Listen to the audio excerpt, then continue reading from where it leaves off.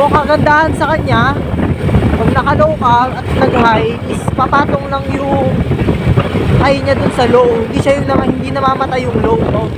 Yun ang maganda dito.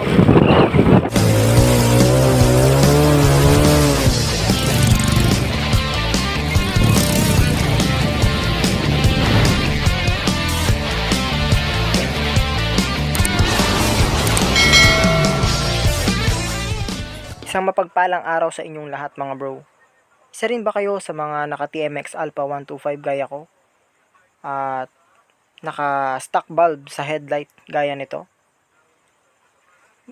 Naisip nyo na rin ba na magpalit ng LED headlight pero nakailang palit na kayo pero parang hindi naman siya ganun kalakas, no? So sa case ko ngayon naka stock bulb ako pero tignan niyo yung buga, 'di ba? Parang may pine-present, you know. So napakapangit na ng kanyang buga. Okay. Kaya naman naisipan ko magpalit ng headlight. Pero sa dami-dami ng headlight na nasubukan ko, yung isasalpak natin ngayon, isa siya sa mga masasabi kong pinaka the best na headlight, LED headlight, no? So ano ba yun? Ito mga bro, na-discover ko tong napakagandang LED headlight na to. Alam nyo ba, para siyang mini driving light, no? Kasi meron siyang dual mode. Yung pwedeng magsabay yung low tsaka high. Usually kasi sa mga LED, kapag ka nag-low ka, mamamatay yung low kapag nag-high ka. Alam niyo, parang alternate.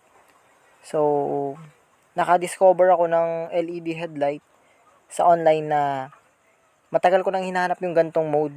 Yung pwede kong pagsabayin yung yellow at white. Or pwede namang yellow at saka yellow kung white-white. Depende sa mapipili nyo. So, ako kasi mas prefer ko yung all-weather. Which is yung all yellow sa low at high sa white. White pala sa high. So, dito, tara, samahan nyo ako magpalit ng stock bulb ng TMX Alpha 125 na to. So, syempre, sa pagbabaklas niyan, napakadali lang naman. Mayroon lang dalawang screw yan sa ilalim mga bro. Ayan. So, hindi ko na napakita yung pagbaklas dahil screwdriver lang naman ang kailangan dyan. Pagtapos yung baklasin, syempre, yan, uugain nyo lang para umangat at mapupulot nyo na yung mismong headlight, niya, assembly. So, dito, makikita nyo, hindi na stuck yung headlight assembly ko kasi nabasag yung original niyan. Kaya, pero halos ganun lang din naman yan sa original. Halos, wala lang siyang spring. So, dito, iaangat ko lang yung tatlong lock na yan. Iaangat ko yan para mahugot ko yung mismong headlight socket. Okay? Ayun. Wait lang dahil wala akong tagahawak mga bro. Ayan. So, kailangan ko i-focus para mas makita nyo ng maigi. So, ayan. Gumamit lang ako ng flat screwdriver. Yun. Pasensya na kayo kasi wala akong cellphone holder na pwedeng panghawak. Kaya, nahirapan akong magbaklas. Wala rin akong taga-video. Ko lang din. Kaya, pagpasensya nyo na, no. So, ayan. Ayan. Tapos, yung tanggalin yung tatlong lock. Sa original pala na TMX Alpha 125, pag naka-original headlight assembly pa kayo, tatanggalin nyo lang naman yung spring. Meron lang siyang spring. Okay. So, ayan. Pero syempre, sa pagbabaklas naman ng mismong headlight bulb nito, parehas na parehas lang. Ayan. Doon lang nagkaiba sa mismong socket kung paano tatanggalin. Pero yung mismong bulb, pag tinanggal sa dito sa mismong socket, parehas lang. So, paano ba? Ganito lang. Itutulak nyo lang siyang ganyan. Mapapansin nyo, may kuntil dyan, no? Ayan, tapos, merong slot sa bandang kaliwa. So, kailangan nyo siyang itulak at pihitin ng counterclockwise or baliktad na ikot ng relo pag hindi nyo alam. No? So, pag hindi nyo masyadong kabisado, isipin nyo na lang, yung ikot ng relo is clockwise, diba?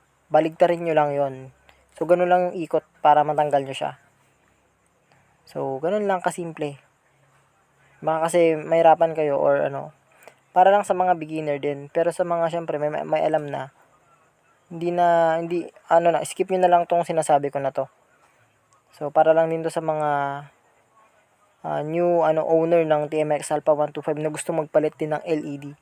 Dahil napakaganda nga naman ng LED na ngayon kaysa dito sa stock bulb. Okay din tong stock bulb, pero parang para sa akin, mas okay na rin yung LED dahil syempre, bukod sa mas pinalakas na nila ngayon, mas na, 'di ba?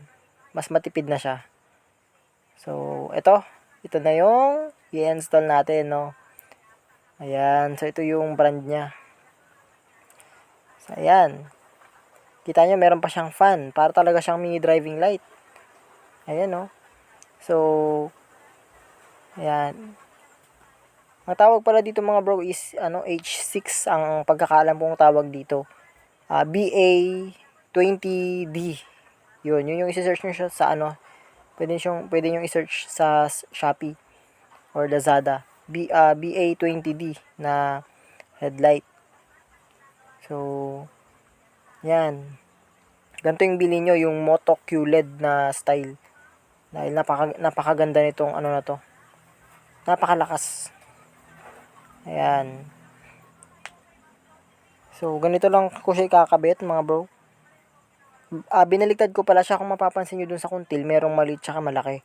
At saka dun sa paglalagyan na sa headlight bulb is meron siyang guide na malaki tsaka maliit. So, ang ginawa ko, pinagbaligtad ko para makuha ko yung low beams na yellow at high beam na white. Okay? So, ayan. Okay na tayo dyan. Ngayon, sa pagbabalik naman, hanapin nyo lang yung pinakakuntil. Saan ba yung kuntil? Ito yun. Yung parang maliit na umbok. No? Yung maliit na umbok na yan, yung pupunta sa bandang ilalim ng headlight cover nyo. So, saan ba yun? Dito yun. Dapat dyan siya sasalpak para hindi kayo magkamali. So, ganun lang naman, no? Yan lang naman yung palatandaan dyan para maipasok nyo agad yung headlight. Ayan. So, parang ganito. Oops, wait lang dahil nahirapan ako sa camera natin. Alright. So, ito na. Papansin nyo yung kuntil. Papasok nyo dyan. So, tamang alignment lang. Yun. Hanggang sa pagka pumasok naman na yan, tsaka nyo naman ilalak ulit yung tinuklap nyo kaninang mga lock. So, wait lang, adjust natin. Parang ganito. Ayan, oh. So, ganyan lang siya kasimple. Yun. Tapos, syempre, yung huli, yung sa taas. So, bali 3 yan. Pipindot-pindutin nyo lang. Hindi naman nagagalaw yan. Pero, syempre, do-double check nyo rin. Baka naman may uga, 'di ba? Mag-loose pa yan. So, ako sigurado na ako na hindi maglulus yan. Tapos, balik na natin yung park light. So, ang nilagay ko palang park light dito is hindi na yung stock na dilaw. So, ginawa ko siyang pink. Although, bawal sa yan, syempre LTO. Lang, lang natin yan, design lang natin. Hindi naman natin paparistro ng ganyan yan. Papalitan natin ng dilaw yan.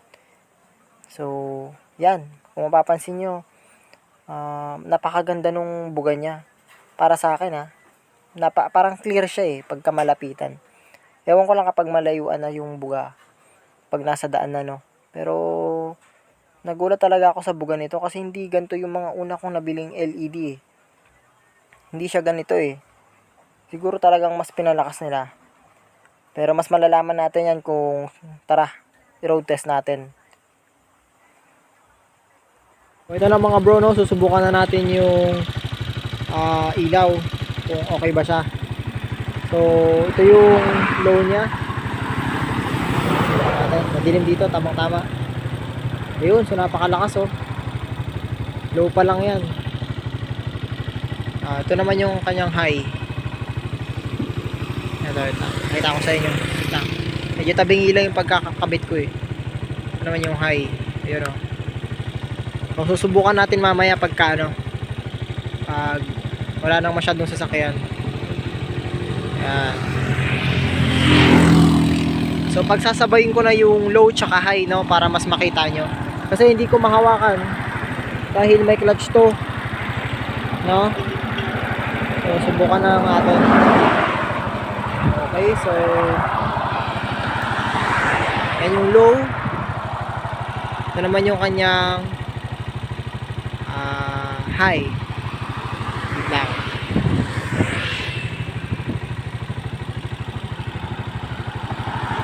Ayan yung kanyang tamay ano pa eh, masasakyan pa eh. Naman yung kanyang high. Ayun o, so napakalakas. Wait lang, subukan natin. Subukan natin ha. Sana maano ko.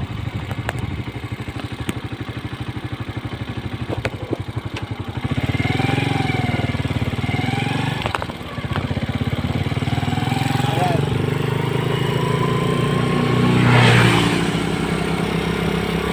Ayan. Malakas din siya eh. Sabi tayo.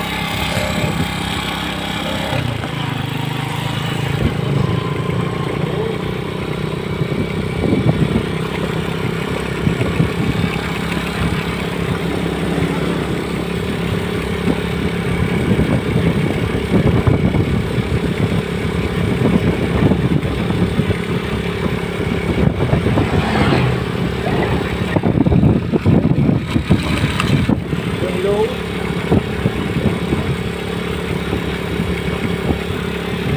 Napakaliwanag din niya mga bro, no?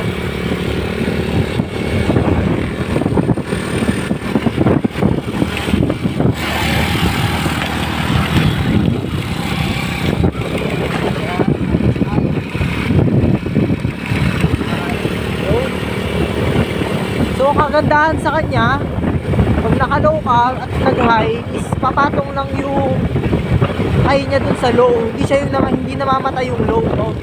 Yun ang maganda dito. Oops. Ayan.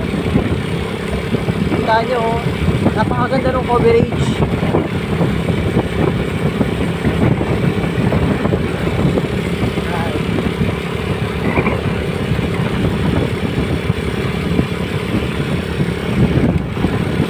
So malakas siya mga bro, maganda. Maganda sa kalsada. So ayan, ito yung nabili natin ilaw. So okay siya.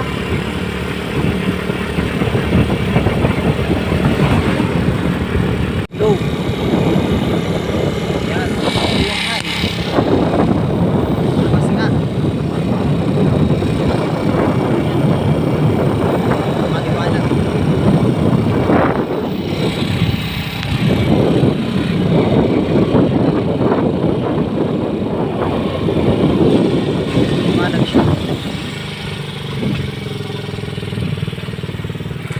At ito na nga, pauwi na tayo. Ayun oh, dito pa lang oh, napakalakas na oh. Para talaga siyang mini driving time. So ayun mga bro, sana nagustuhan niyo yung video natin ngayon. Kung gusto niyo rin bumili ng ganito, magpalit, bukan nyo. O di kayo magsisisi. So ayun, salamat sa inyo lahat.